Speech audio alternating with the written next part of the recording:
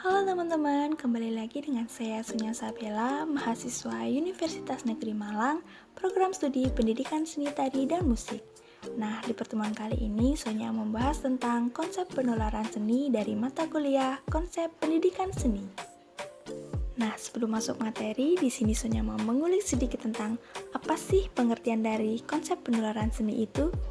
Konsep penularan seni merupakan proses pendidikan yang dilakukan dengan tujuan menularkan ilmu bidang seni oleh penular kepada pihak tertular, baik melalui pendidik resmi atau tidak resmi.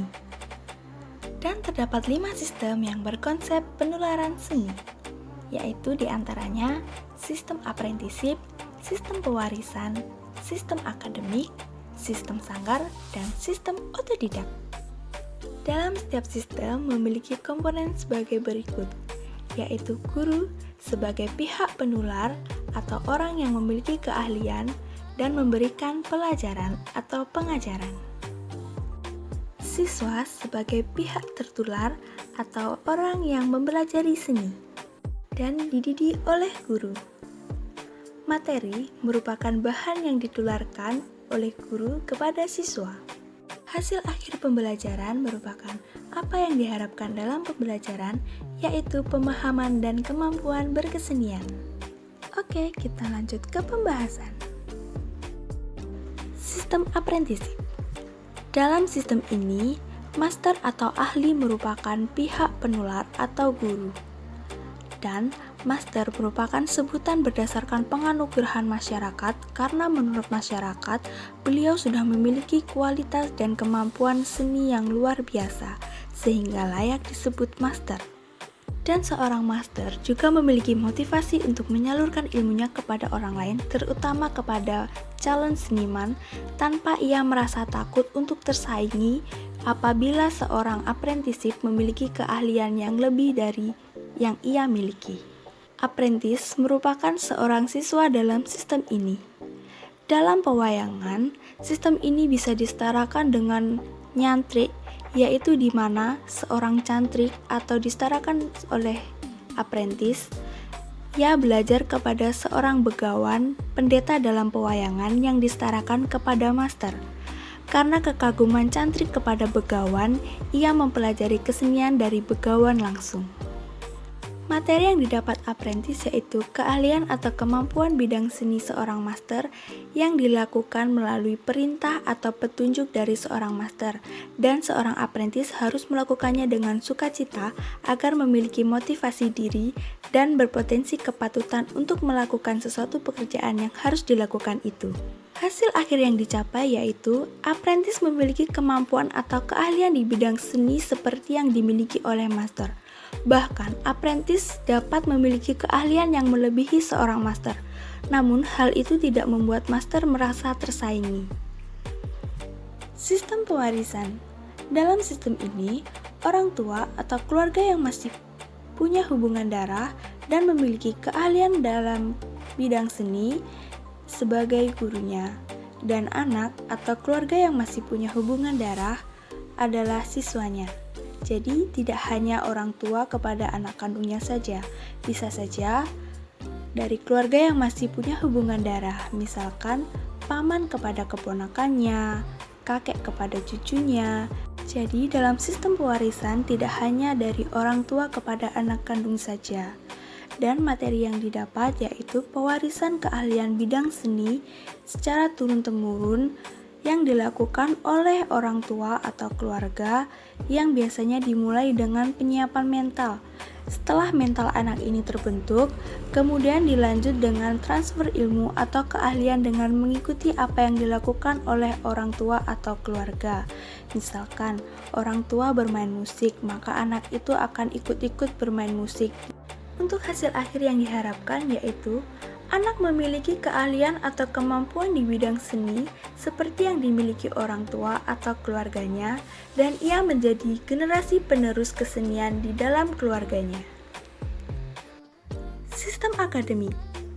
Dalam sistem ini, komponen guru diperankan oleh guru kesenian di sekolah atau pendidik resmi, dan siswanya merupakan seorang pelajar atau siswa sekolah tersebut. Dan siswa dalam sistem akademik ini berbeda dengan siswa dalam sistem yang sebelumnya. Karena dalam sistem yang sebelumnya, siswa adalah orang yang memiliki motivasi atau memiliki potensi dalam dirinya untuk menjadi seorang seniman. Namun dalam sistem akademik ini, semua pelajar wajib mengikuti kegiatan pembelajaran, entah itu memiliki potensi atau tidak memiliki potensi seni dalam diri mereka, karena dalam sekolah, pelajaran seni merupakan pelajaran yang wajib diikuti oleh seluruh siswa. Untuk materi yang ada dalam sistem akademik ini juga berbeda dari sistem-sistem yang sebelumnya, karena materi dalam sistem akademik ini memiliki pedoman, yaitu kurikulum yang dibentuk oleh lembaga pendidikan berdasarkan teori-teori yang telah diperhitungkan.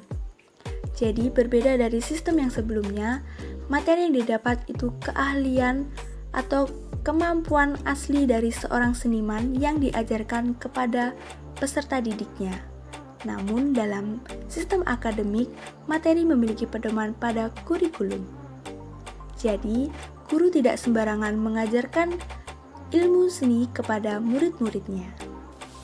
Hasil akhir pembelajaran yaitu diharap seluruh siswa mampu menguasai keahlian bidang seni sesuai dengan yang ditentukan kurikulum secara teori ataupun praktek. Sistem sanggar. Kata sanggar memiliki pengertian tempat atau rumah yang dijadikan tempat berkumpul untuk saling tukar-menukar pengalaman. Karena di tempat di mana berlangsung kegiatan-kegiatan yang dilakukan oleh sejumlah orang secara bersama, maka kepada sanggar diberikan sebutan kelompok kerja. Ahli seni biasanya merupakan orang yang memiliki sanggar atau pencetus pendirian sanggar, dan sekaligus sebagai pelatih. Selain itu, anggota lama sanggar juga memiliki peran sebagai pengajar. Untuk siswanya adalah para anggota sanggar atau bakal calon seniman yang bermaksud untuk mendapat penularan seni dari ahli seni atau para anggota lama sanggar. Untuk materi dalam sistem sanggar, seorang ahli seni sebagai pelatih akan mengajarkan keahlian atau kemampuan bidang seni tertentu yang ia kuasai kepada anggota sanggar. Selain dari pengajaran pelatih, kita juga bisa mendapat materi melalui pertukaran pengalaman antar para anggota sanggar yang dibagikan pada saat berkumpul bersama. Dari pertukaran pengalaman itu akan membuat pikiran para anggota sanggar menjadi lebih dewasa dan artinya lebih matang dalam berkesenian. Untuk hasil akhir pembelajaran, para calon seniman memiliki keahlian atau kemampuan di bidang seni yang sesuai dengan minat dan bakat mereka.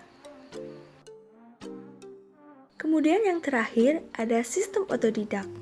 Sistem otodidak merupakan sistem di mana kita mendidik diri sendiri agar memiliki pengetahuan dan kemampuan atau keterampilan dalam bidang yang kita minati.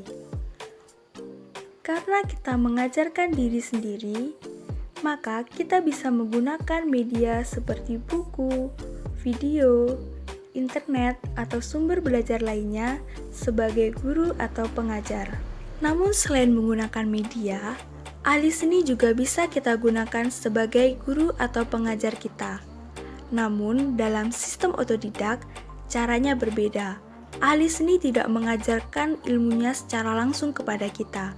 Namun, kita bisa mengamati kegiatan yang dilakukan ahli seni tersebut. Misalkan kita minat dalam seni tata rias.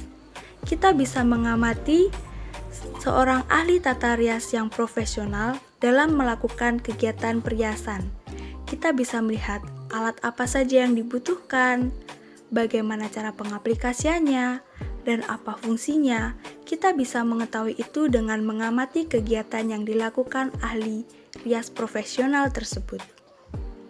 Sesuai dengan pengertian sistem otodidak yang melakukan pengajaran pada diri sendiri, siswa dari sistem otodidak adalah diri sendiri, atau orang dengan motivasi ingin bisa menguasai bidang seni dan belajar seni sendiri untuk mengembangkan minatnya dalam bidang seni. Materi dalam sistem ini bisa didapat dari mempelajari ilmu dari salah satu media yang disebutkan tadi, yang dirasa cocok dan nyaman saat digunakan sebagai media belajar. Kita bisa menangkapnya lebih cepat dan kita bisa memahami lebih cepat dan sesuai dengan bidang seni yang kita minati. Selain itu, kita juga bisa mendapatkan materi dengan melibatkan seseorang yang memberikan kritik dan saran terhadap kemampuan kita. Dari kritik dan saran tersebut, kita menjadi tahu seberapa kemampuan kita dalam menguasai bidang kesenian tersebut, dan apabila kurang sesuai, kita bisa termotivasi untuk memperbaikinya dan menjadikan lebih baik lagi. Untuk hasil akhir pembelajarannya, kita bisa memiliki keahlian atau kemampuan di bidang seni yang kita minati dan sesuai dengan yang kita harapkan. Berikut adalah kesimpulan materi dalam bentuk tabel. Dalam tabel bisa dilihat bahwa secara garis besar setiap sistem memiliki harapan hasil akhir yang sama, yaitu kemampuan dan keterampilan di bidang seni yang diajarkan. Mungkin ada sedikit perbedaan seperti pada komponen guru. Dalam sistem otodidak kita bisa menggunakan media selain pengajar dalam bentuk tubuh dan melakukan pengajaran secara langsung seperti guru atau guru kursus, ahli seni sebagai pengajar kita. Dan untuk siswa, kita tidak selalu siswa yang berpotensi dalam seni atau tidak, karena dalam sistem akademik, semua siswa yang berpotensi dalam bidang seni maupun yang tidak berpotensi wajib ikut belajar seni karena pelajaran seni dalam sekolah bersifat wajib. Dan dalam materi juga pada sistem akademik dia sangat berbeda karena materi dalam sistem akademik memiliki pedoman yang dinamakan kurikulum, sedangkan dalam sistem-sistem lain tidak memiliki pedoman seperti yang dimiliki sistem akademik. Demikian materi yang bisa Sonya sampaikan pada video kali ini. Semoga dapat bermanfaat dan membawa berkat bagi kita semua. Dan apabila ada kurang lebihnya saat Sonya menjelaskan, mohon maaf. Dan terima kasih.